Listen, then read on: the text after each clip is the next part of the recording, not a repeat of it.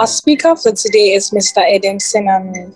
Mr. Senanu is passionate about investing in people, particularly empowering the young and other vulnerable groups. He is also passionate about achieving excellence, specifically influencing public policies for national growth and development. Mr. Senanu served as the National Project Coordinator for the Sustainable Rural Livelihoods Project. He also acted as a Senior Business Development Consultant at Mel Consulting Limited. Fellows, Mr. Senanu, our fellows. Thank you. Thank you too. A topic given to me, why and how Christians should safeguard society through the pillar of education. And I'll be doing this looking at 5 main subtopic areas.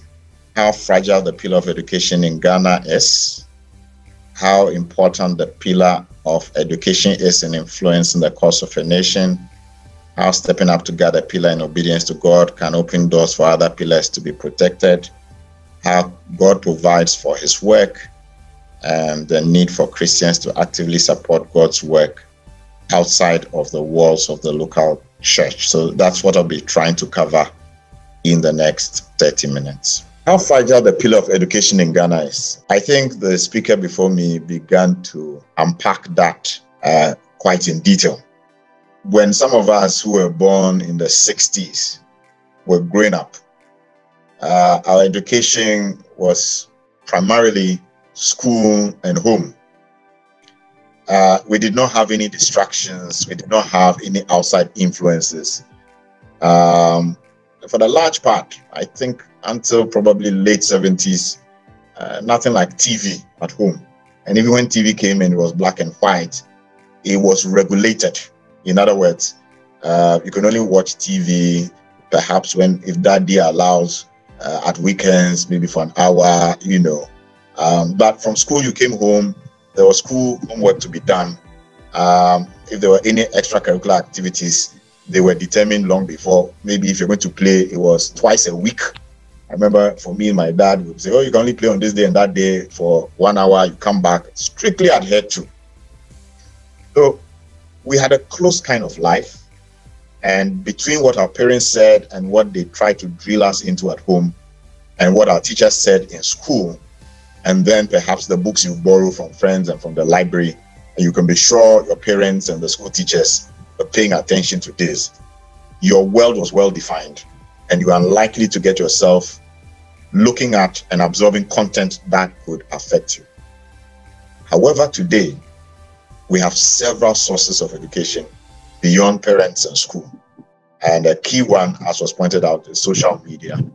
It seems to me like the restrictions we had growing up in terms of who you get into contact with, what times you can play and all of that has changed. So education has become fragile, and I would dare say it is not just in Ghana. It's a global phenomenon where the young people of today are exposed to more sources of education from multiple angles that we could not even have envisaged when we were growing up. Education is also fragile because from a research perspective, the data shows that we are not investing as much as we could or we should in education. And not just that, the infrastructure, the inputs and the support that people in the educational sector, not to even add the remunerations, are not adequate to produce the kind of results that students from other parts of the globe have opportunity to access. So, first of all, there's a fragility from the perspective of the student who is now being exposed to other content. There's also the fragility in terms of the lack of resources to make sure that we have, the very best kind of facilities and infrastructure.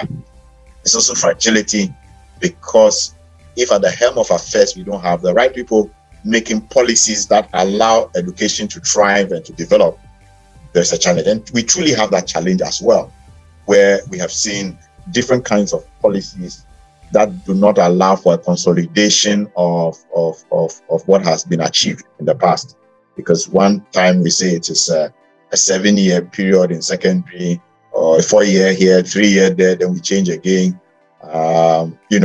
all of that, whether it's free or it's progressive, SHS, all of those things affect the quality of education. So education is truly fragile from a number of multiple perspectives.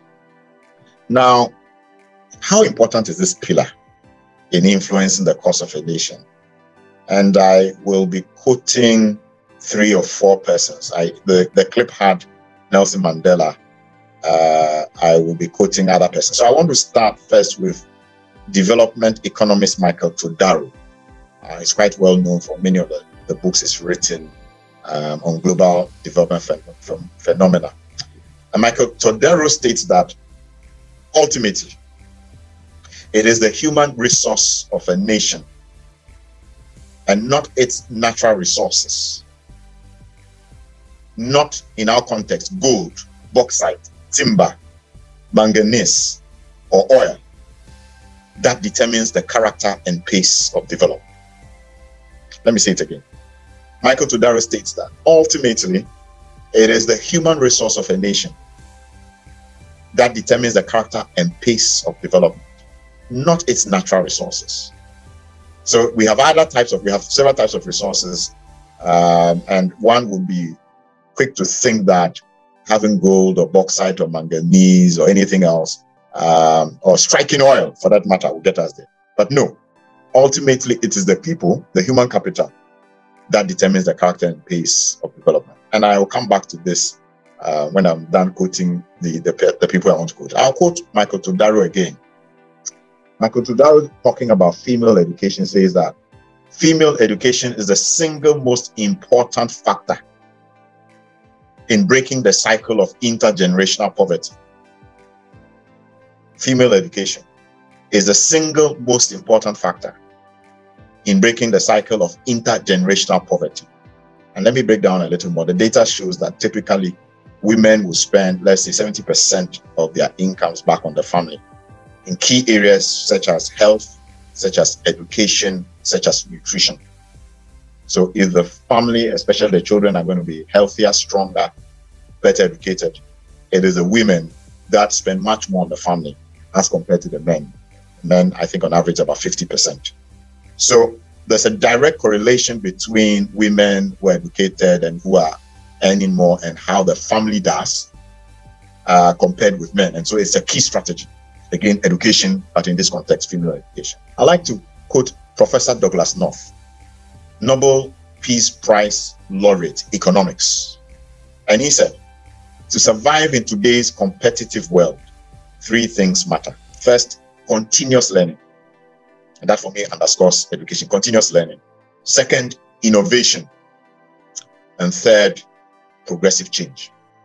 Continuous learning. And from Douglas North, I learned that the day you decide to stop learning or to stop being educated is the day you begin to die and you become irrelevant to society. Finally, I'd like to quote Julius Nyerere, since we've quoted Nelson Mandela. Asked what was the most and greatest need of his country, Julius Nyerere responded, of Tanzania, education, education, education. Education, education, education. So, without doubt, both from very well-known figures, from research, it is distinctly clear that education is key if nations are to progress. When Michael Todaro talks about human resource being the most important resource in determining the character and pace, and character just means what goes into development, the pace is the speed of that development. What goes into the development of Ghana and the speed with which we develop is determined purely by the human capital. And so I remember how in 2007, when we struck oil, and I do work outside Ghana. So when I was traveling to Nigeria and other countries, I was so proud. I wear my Ghana t-shirts. I used to have Ghana t-shirts, one with Ghana on the crest of, our crest on it, red, gold, green, the flag on it. I had one with Kwame Nkrumah. I wear these t-shirts to show I'm coming from Ghana. And why? We have struck oil, and in my view, Ghana was going to become a developed nation in the next 5 to 10 years. I was very convinced. We've struck oil. We are there. That's 2007.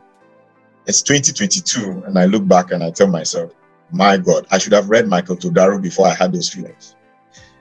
The fact that we have not made much progress since 2007 is simply an issue of the human capital. How well educated are our people? And what are they doing with that education to structure the policies, to execute them, and to move this nation forward?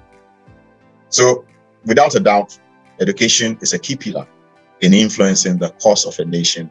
And these various persons I've quoted, from Michael Tudaro through Professor Douglas North, through Julius Nyerere, have all just, as it were, confirmed that you had Nelson Mandela earlier. Yeah, this as a matter of fact.